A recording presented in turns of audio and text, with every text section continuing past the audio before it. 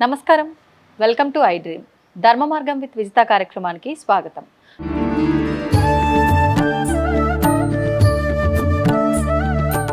నమస్కారం అమ్మా. శుభం. అమ్మవారి ఆశీస్సులు. థ్యాంక్ యూ అమ్మా.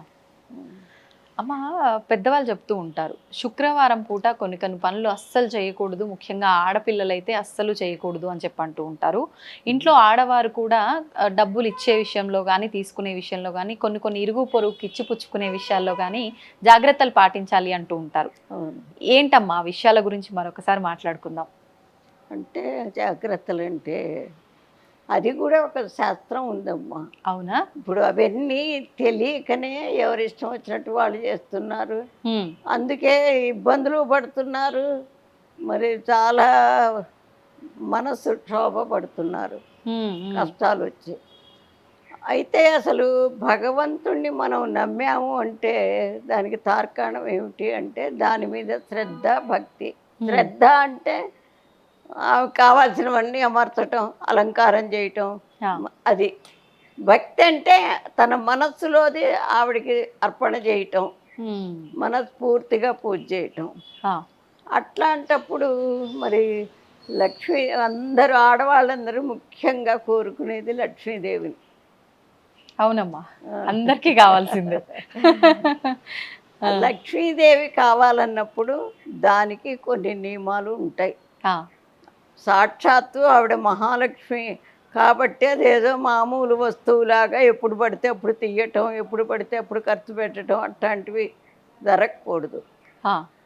దానికి కూడా ఒక పద్ధతి ఉంటుంది. ఆ పద్ధతి ఏమిటయ్యా అంటే శుక్రవారం నాడు ఎవ్వరికి అసలు అప్పు అనేది ఇవ్వకూడదు. అంటే మన ఇంట్లో ఉన్నటువంటి అమ్మవారిని ఇంకో ఇంటికి పంపించినట్టు.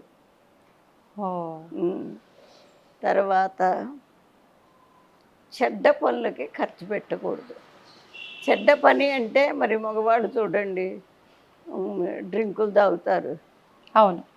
మరి తర్వాత నాన్ వెజ్లు తింటారు. అవి రెండు అంటే తినే వాళ్ళకి చెడ్డ పని కాకపోవచ్చు, దాంట్లో శాస్త్రంలో ఉన్న మాట. అట్లాంటి వాటికి ఖర్చు పెట్టకూడదు. ఇంటికి ఎవరన్నా వస్తే వాడు ఆకలితో వస్తే వాడికి ఖచ్చితంగా అన్నం పెట్టాలి. ఎందుకు? అది మంచి పని. ఒకడి ఆకలి మనం తీర్చామంటే వాడు అసలు జన్మలో మర్చిపోడు. అవునమ్మా. తర్వాత ఆపదలో ఉండి ఇంకే ఆపదకు వచ్చినా ఖచ్చితంగా వాడికి సాయం చేయొచ్చు, డబ్బులు ఇవ్వచ్చు. వాడు తిరిగి మనకి ఇస్తాడు అన్న భావంతో ఇవ్వకూడదు. ఆపదలో ఇచ్చిన వాడికి వాడు తిరిగి మళ్ళా మనకి ఇస్తాడు అని ఆలోచించి ఇవ్వకూడదు. వాడు ఆపదలో ఉన్నాడు, మనం ఇచ్చిన దాంట్లో వాడి ఆపద తగ్గుతుంది కాబట్టి ఇవ్వచ్చు. దాన్ని అసలు మళ్ళీ మనం ఆశించకూడదు. వాడు ఇస్తే తీసుకోవచ్చు, అది వేరే సంగతి. అంతే. అది అట్లా. అది అంటే ఆ అమ్మవారిని ఎంతో లక్ష్యంగా మనం కొలిచినట్టు. ఆ రోజు తప్పనిసరిగా పెందలాడి, ఇప్పుడు చూడండి శుభకార్యం ఏదన్నా అవుతుంది మన ఇంట్లో, ఏం చేస్తాం? పోన్లే తర్వాత చేసుకుందాం అనుకోగా చీకటితో లేచి శుభ్రం, ఇల్లు వాకిళ్ళన్నీ శుభ్రం చేసుకుని, పసుపు రాసి బొట్టు పెట్టుకుని తలంటి పోసుకుని ఏదో చేస్తాం. అవునమ్మా. అట్లా అంటే ఆ అమ్మవారు మన ఇంట్లో ఉన్నది, సాక్షాత్తు లక్ష్మీదేవి. మరి ఆవిడని ఎంత జాగ్రత్తగా మనం బయటికి వెళ్లకుండా కనిపెట్టుకుని ఉండాలి, ఆవిడకి అన్నీ అమర్చాలి. అవును. అందుకని డబ్బులు మాత్రం ఏనాడు అస్సలు శుక్రవారం ఇవ్వకూడదు. తర్వాత మరి లక్ష్మీదేవి ఉన్నటువంటి ఇల్లు ఎట్లా ఉండాలి? వైకుంఠంలాగా ఉండాలి. శుభ్రంగా వాకిట్లో పసుపు రాసి బొట్లు పెట్టి, పూలు పెట్టి, మామిడి మంటలు కట్టుకుని, ఎవరికి చేతైన విధిలో వాళ్ళు శుభ్రంగా మాత్రం ఉండాలి. అశుభ్రంగా ఎప్పుడైతే ఉండదో మంచి చోటికైతే ఎవరు రావటానికి ధైర్యం చేయరు. కానీ అడుక్కునేవాడు ఉంటాడండి, వాడు ఇట్లాంటి గుళ్ళకి దానికి రాడు, మంచి చోటికి వాడు రాడు. ఎందుకు? వాడికి తెలుసు. అదే మామూలుగా అయితే వాడు ఎట్ట పడితే అట్ట వస్తాడు, అపవిత్రం అయిపోతుందని. సరే, అందుకని ఎప్పుడైనా కానీ ఆ లక్ష్మీదేవిని మనం కాపాడుకోవాలి ఒకటి. రెండోది అసలు పిల్లలు కొంచెం పెద్దవాళ్ళు అయిన తర్వాత తెల్లవారి పని చేయటానికి అసలు టైం దొరకదు. ఆ, కొంచెం కష్టపడితే మనం చీకటితో లేచి స్నానం చేసుకుని శుభ్రంగా దేవుడి దగ్గర దీపం వెలిగించి, దీపం అంటే ఎందుకు? ఉమ్, అగ్ని, అగ్నిదేవుడు అసలు సాక్షాత్తు మనల్ని కాపాడేవాడే అగ్నిదేవుడు. ఆ, సూర్యుడి దగ్గర నుంచే మనకు మొదలవుతుంది. అవును. అది అమ్మవారికి పూజ చేసుకుని ఉమ్, చక్కగా ఉంటే ఇంట్లో కూడా మార్పు వస్తుంది. పిల్లలు వినని పిల్లలు కూడా ఖచ్చితంగా మాట వింటారు. కొన్ని రోజులు అట్లా చెయ్యాలి. భర్త కూడా అంతే. వాడు మామూలు నిద్ర లేచి వచ్చిన ఎదురుకుండా దేవుడి దగ్గర దీపం అది కనపడితే అనుకుంటాడు. అవును. కొన్నాళ్ళు అది తప్పకుండా చేస్తే కరెక్ట్గా నువ్వు అసలు మనం ఇంకేం చెయ్యక్కర్లా. ఆ, ఆ భగవంతుడి దగ్గర దీపం పెట్టి కాస్త ఇక్కడ శుభ్రం చేసుకుని పూజ చేసుకుంటే ఇల్లు ప్రశాంతత అప్పుడే వస్తుంది. ఉమ్, అవన్నీ లేక మరి స్నానం ఇప్పుడు సైన్స్ ప్రకారం కూడా అవును. స్నానం చేయకుండా వంట చేస్తే ఎట్టుంటుంది, చేసి వంట చేస్తే ఎట్టుంటుంది? రుచిలో తేడా వస్తుంది. వస్తుంది ఖచ్చితంగా. దాంతోపాటు ఏదన్నా కృష్ణారామ అనుకుంటూ వంట చేస్తే అది పుణ్యం కూడా వస్తుంది. అవును. ఉమ్. అదొకటి ఖచ్చితంగా చేసుకోవాల్సిన శుక్రవారం. ఉమ్, తర్వాత జుట్టు ఇరే పోసుకుని అస్సలు ఉండకూడదు. ఆ, సైన్స్ ఏం చెప్తుందంటే వెంట్రుక ద్వారా మనకి బ్యాక్టీరియా ఉత్పత్తి అవుతుందట. ఉమ్, ఎందుకంటే బ్రాహ్మణులలో బ్రాహ్మలు భోజనం చేస్తుంటే ఒకవేళ వెంట్రుక వచ్చిందనుకోండి, ఉమ్, వాడు ఇక భోజనం చేరి లేచిపోతారు. ఆ, అది శాస్త్రం. అందుకని భోజనం పెట్టేవాళ్ళు కూడా జడ వేసుకోరు, ఉమ్, ముడి వేసుకుంటారు. తర్వాత ఇప్పుడు చీర కట్టుకున్న ఈ పమిటలు అటు పోయి ఇటు పోయి అవుతుంది. అందుకని మడి బట్ట ఖచ్చితంగా కట్టుకుంటారు. ఉమ్, ఇప్పుడు మనకి భగవంతుడి ప్రకారం చూసుకునే కన్నా మామూలుగా చూసుకున్న ఆ తేడా మనకు కనిపిస్తుంది. అవును. కనిపిస్తుంది. అందుకని ఖచ్చితంగా అట్లా కాచి పోసి కట్టుకోవటం అంటారు. ఉమ్, అట్లా కట్టుకుని అట్లా తెల్లవారేసరికి పూజ చేసుకుని వంట చేసుకుని ఆ వంట చేసేప్పుడు కాస్త ఆ దైవారాధన చేసుకుంటూ ఉమ్, చేస్తే చాలా ప్రశాంతత వస్తుంది ఇంట్లో. ఉమ్, ఇప్పుడు లక్షలు గడించినా ఎవరికి ఉంది ప్రశాంతత? లేదమ్మా. ఎవరికి లేదు. అవును. అది శుక్రవారం తర్వాత ఖచ్చితంగా సాయంత్రం కూడా దీపం పెట్టాలి శుక్రవారం నాడు. ఆ, దీపం పెట్టుకుని సాయంకాలం కాస్త ఆడవాళ్ళకి ఒక్క రవ్వ సమయం దొరుకుతుంది. ఉమ్, పూజ చేసుకుని ఇంటికి ఎవరైనా ముత్తైదు వస్తే, అసలు ముత్తైదు వచ్చినప్పుడు ఉమ్, బొట్టు పెట్టి ఉంటే తాంబూలం ఇవ్వు, ఆ, లేదంటే ఒక పండు చేతిలో పెట్టు. అది చాలా విశేషకరమైన పని అది. ఆ. అది శుక్రవారం నాడు చేస్తే చాలా మంచిది. ప్రతి శుక్రవారం కూడా ఇంటికి ఎవరు వచ్చినా అలా అట్లా చెయ్యాలి. ఇప్పుడు అంటే కొంచెం పెద్ద వయసు ఉన్న వాళ్ళైతే ఇప్పటికీ కూడా ఎవరైనా ఇంటికి వస్తే ఖచ్చితంగా కుంకుమ పసుపు మంగళసూత్రానికి ఇచ్చి ఖచ్చితంగా పంపిస్తారు. అవును. పువ్వు పండు ఏదైనా ఉన్నా అలా ఇచ్చి పంపిస్తారు. అసలు ఎందుకు ఇవ్వాలమ్మా అలా? ఎందుకు ఇవ్వాలంటే సాక్షాత్తు ఆవిడే మహాలక్ష్మి. అలా భావన ఆ భావన చేస్తే అప్పుడు వీళ్ళ మనస్సు ఏమవుతుందంటే ప్రతి వాళ్ళ పట్ల గౌరవ భావం కలుగుతుంది. అది అందుకని ఎవరన్నారా అని. మరి వెనకటి లెక్క ప్రకారం అయితే విడోస్ వస్తే ఎవరు ఏమి పసుపులు కుంకాలు ఇవ్వరు కదా, పండన్న చేతిలో పెట్టాలి. అది శాస్త్రంలో లేనిది ఏంటి, వీటిని అనుకరించకూడదమ్మా. శాస్త్రంలో ఉన్నదే అనుకరిస్తే దానికి ఫలితాలు దానికి వస్తాయి. శాస్త్ర ప్రకారంగా అయితే శుక్రవారం పూట ఆచరించాల్సిన విధి విధానాలు ఈ రకంగా ఉండాలి. ఉంటే ఆ ఇంట్లో లక్ష్మీ కటాక్షం వస్తుంది ఖచ్చితంగా. లక్ష్మీదేవి అంటే ఏదో ఎక్కడి నుంచి ఒక లప్పు వస్తుందని కాదు. ఆఫీస్లో కరెక్ట్ టైంకి జీతం వస్తుంది.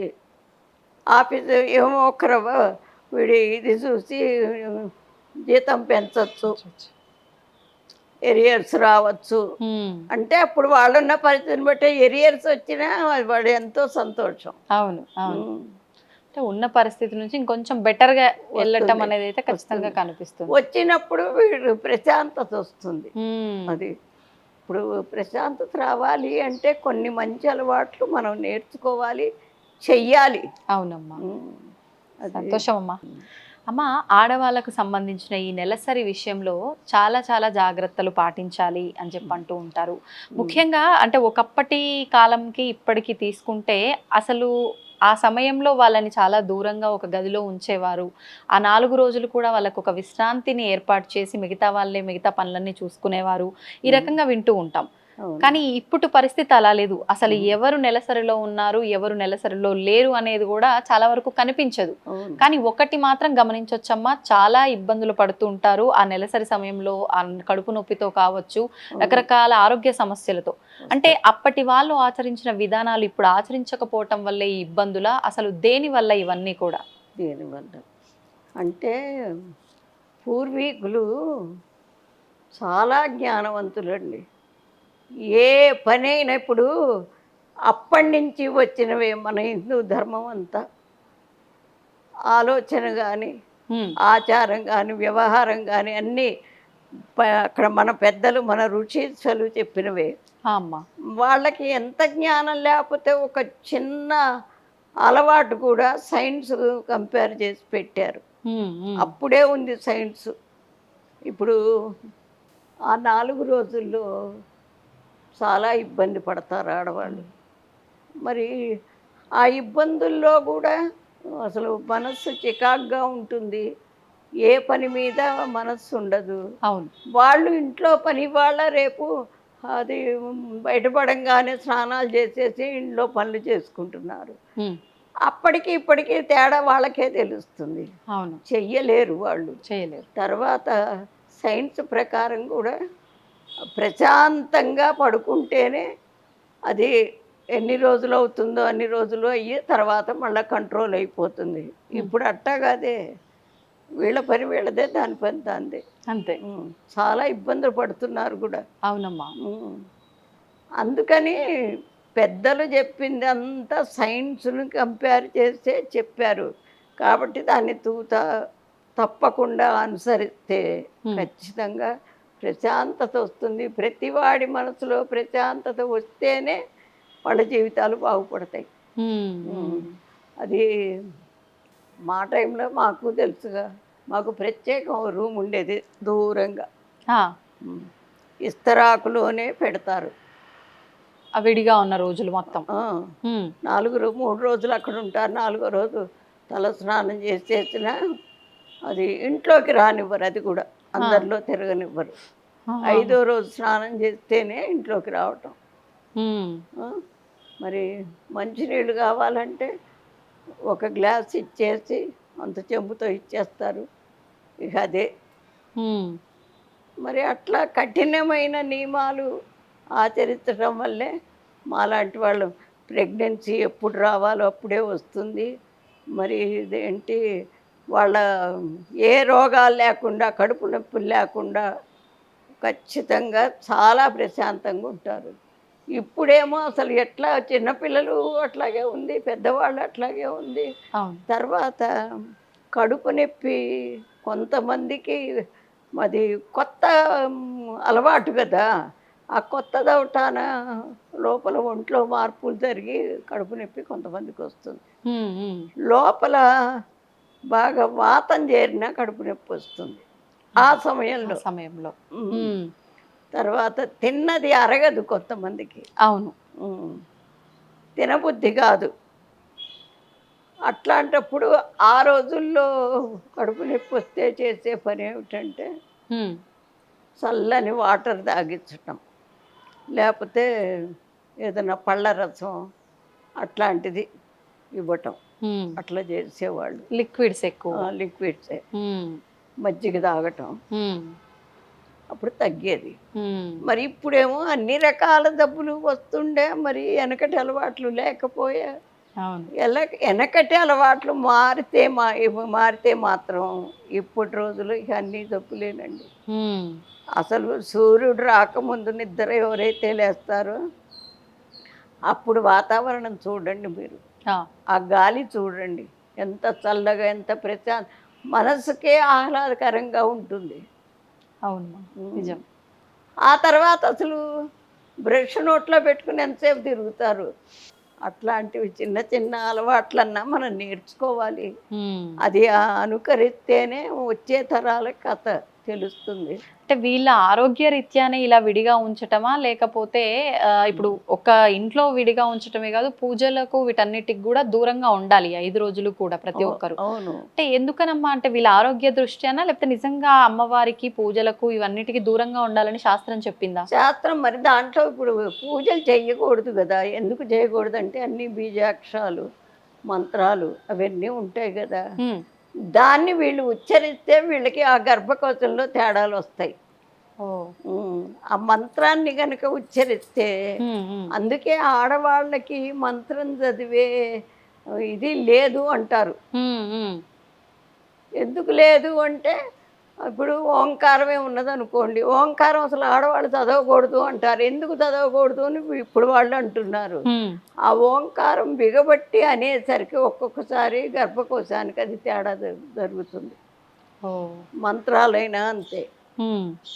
అందుకని ఆడవాళ్ళకల్లా ఫుల్ పవర్ దేనికిచ్చారంటే వంటకిచ్చారు. వాళ్ళ సామ్రాజ్యం అది. అది. మరి నిజమే. మరి అంత కుటుంబాన్ని ఏ రోగాలు, నొప్పులు ఏమీ లేకుండా ఎవరిని వాళ్ళని సమర్థించి ఇయ్యాలంటే ఎంత చదువు ఏం పనికొస్తుందండి దాని ముందు? అంతే అమ్మా. ఎవరికి ఏది కావాలో, ఎవరికి ఏది ఇష్టమో, ఎప్పుడు తింటారో అన్నీ ఆడవాళ్ళకి తెలిసినట్టు ఇంకెవ్వరికి తెలీదు. అంతే. అంతే. హ్మ్. అందుకని చెప్పి దాన్ని గనక అనుకరిస్తే మనం ఖచ్చితంగా అసలు ఏ డాక్టర్‌తోనూ పనుండదు. హ్మ్. ఇప్పుడు ఏదన్నా చిన్న ఇది వచ్చిందనుకోండి, వామ్ వాటర్ కప్స్ ఇచ్చేస్తారు ఆ! పిల్లలకి. తర్వాత కడుపులో నొప్పి అనుకోండి, సొంటి పొడేసేస్తారు. మరి పిల్లలకి నీళ్ళ విరోచనాలు అనుకోండి, గసగసాలు నూరిచ్చేస్తారు. ఆహాహా! అట్లా ఇంట్లోనే చేసుకునేవాళ్ళం. ఆ! మరీ పెద్దదైతే అప్పుడు హాస్పిటల్‌కెళ్ళటం. హాస్పిటల్‌కెళ్తాం. హ్మ్. వంటిల్లే అప్పుడు ఒక వైద్యశాల. అంతే. ఇప్పుడు అలా లేదు. అంటే ఇప్పుడు వచ్చే ఇబ్బందులు గూడా అలానే వస్తున్నాయి గదమ్మా! వింత వింతగా అంటే కాబట్టి ఏది సొంత వైద్యం జేసుకోలేకపోతున్నారు. అదే. అంటే దానికి అలవాటు పడ్డది శరీరం. హ్మ్. హ్మ్. అవును. తర్వాత ఇంకొకటి ఏంటంటే భయం ఎక్కువైంది ఆ! మనుషులకి. అవును. చిన్నదొచ్చినా అమ్మో ఏమవుతుందో అంతే. ఆ భయం. అవును. అట్లా హ్మ్. భయపడితే లాభం లే. హ్మ్. సావు అంటే అన్ని అలవాట్లు ఎట్లాగో సావు కూడా అంతే. హ్మ్. అట్లాగే అనుకునేవాళ్ళు వెనకటి వాళ్ళు. ఇప్పుడు ఏంటి మనం లేస్తాం, వంట చేస్తాం, పెడతాం ఇవన్నీ పనులు ఎట్లాగో అది కూడా భగవంతుడు పిలిచినప్పుడు వెళ్ళిపోవాలి అనుకునేవాళ్ళు. ఆ! అంత ఈజీగా తీసుకునేవాళ్ళు. అవును. ఇప్పుడు అమ్మో! హ్మ్. ఇప్పుడు ఈ నెలసరి సమయంలో పాటించాల్సిన నియమాలు పాటించకపోవటం సరియైన పద్ధతిలో దానివల్ల సంతానానికి గూడా అంటే సంతానం ఇబ్బంది. విషయంలో ఇబ్బందులు ఉంటాయమ్మా? ఆ! తప్పకుండా ఉంటాయి ఇబ్బందులు. హ్మ్. ఇప్పుడు వెనక డెలివరీ అవ్వగానే 3 రోజులు అసలు 2 రోజులు అసలు ఏం పెట్టేవాళ్ళు కాదు. అప్పుడు కాఫీలు, గీఫీలు లేవుగా. అవును. అసలు అవి కూడా లేవు.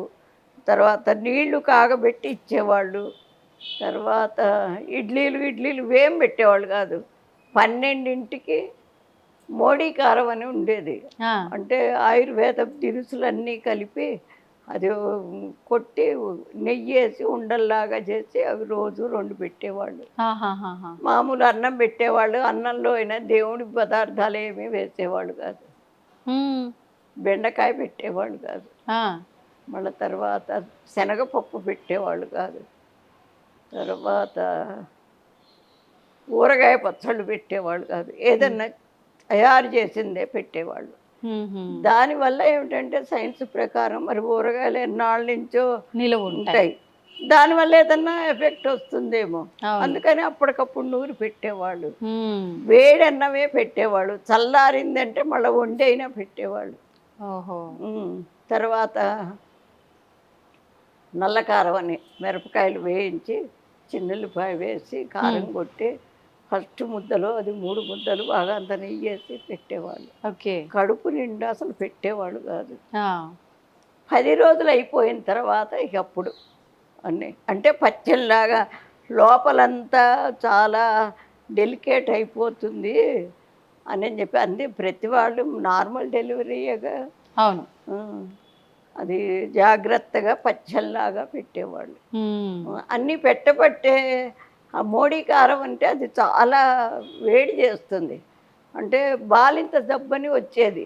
ఆ. అంటే నీళ్ళల్లో తిరిగినా కాళ్ళు కడుక్కున్నా మళ్ళీ తర్వాత తలకి గుడ్డ కట్టుకోకపోయినా చెవులకి దూదులు పెట్టుకోకపోయినా గాలిపోయి నెత్తికి కూడా గాలి తగిలి మాడుకి తర్వాత చన్నీళ్ళల్లో చేతులు పెట్టినా అందుకని ఒక మన పెరాలసిస్ లాగా వచ్చేది. దాంట్లో అవుట్ అయిపోయేవాళ్ళు చాలా. అప్పుడు ఆ మరణాలు ఎక్కువ ఉండేవి. అవును అవును. బాలింత రోగం వచ్చింది అని చెప్పి అప్పుడు అవి ఉండేవి. అవును. అందుకని పేషెంట్ లాగా చూసి జాగ్రత్తగా పెట్టేవాళ్ళు. ఏ పండు పెట్టేవాళ్ళు కాదు. మరి చల్లటి నీళ్ళు అసలు తాగనిచ్చేవాళ్ళు కాదు. వేడి నీళ్ళే ఎప్పుడు తాగినా వేడి నీళ్ళే. తర్వాత అన్నం పెట్టడం అంటే ఇస్తరాకులో పెట్టుకొచ్చి తర్వాత గ్లాసులో పొయ్యాలంటే ఇప్పుడు మడిగట్టుకున్న వాళ్ళు పోసేవాళ్ళు కాదు. పిల్లల చేత గ్లాసులో ఇట్ట పోయించేవాళ్ళు నీళ్లు దూరంగా దూరంగా. అట్లా వాళ్ళు చాలా ఇబ్బందులు పడ్డా ఆరోగ్యం కోసం అంత ఇదిగా చేశారు. తూచా తప్పకుండా అన్నీ చేయించేవాళ్ళు. ఇప్పుడు అట్లా కాదుగా. ఇప్పుడేంటి ఆపరేషన్ చేసినా సరే టక్కులు లేపుతున్నారు. మరి గంటకు 2 గంటలకు అన్నం పెట్టాలంటే పెట్టేస్తున్నారు. అవును. అందుకే ఎన్ని రోగాలమ్మా. అవునమ్మా. అసలు మనకి లెక్కలేవు రోగాలకి పేర్లు. దానివల్ల చాలా ఇబ్బందులు పడుతున్నారు. అందుకని మన పెద్దలు చెప్పిన శాస్త్రం వాళ్ళు వీళ్ళేమిటి వాళ్ళు సైంటిస్టులు. వాళ్ళే అసలు సైంటిస్టులు. వాళ్ళన్నీ కాచి వడపోచి అనుభవించి పెట్టారు. వాస్తవం అమ్మా. ధన్యవాదాలమ్మా. శుభం. తవ్వండి, తవ్వుతూనే శివలింగం. పరమాత్మకు జీవా. సరే దాన్ని అట్లా కప్పేసేయండి, చూపించదండి. Krishna is there. మూర్తి పూజ కాదు, సాక్షాత్ బ్రజేంద్ర నందన భగవాన్ ఉన్నారు మూర్తిలో. ఏమీ ఆశించకుండా ఆరాధించే వాళ్ళు కూడా ఉన్నారా ప్రభుజీ? నిజమైన భక్తి అంటే మనకు తెలియదు కాబట్టి